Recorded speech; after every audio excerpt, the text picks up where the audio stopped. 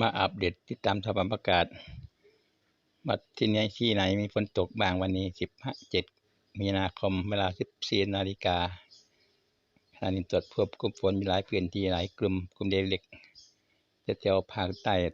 ชุมพรประจวบคีรีขันธ์แถวสมุทรปราการกรุงเทพมหานครแล้วแถวนครราชสีมาชัยภูมิ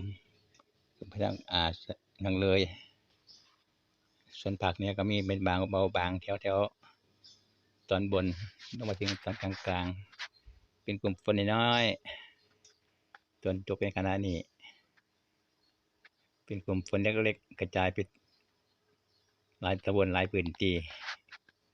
ฝนชั่วครั้งชั่วคราวคงจะไม่รุนแรงสำหรับฝนมื้อนี้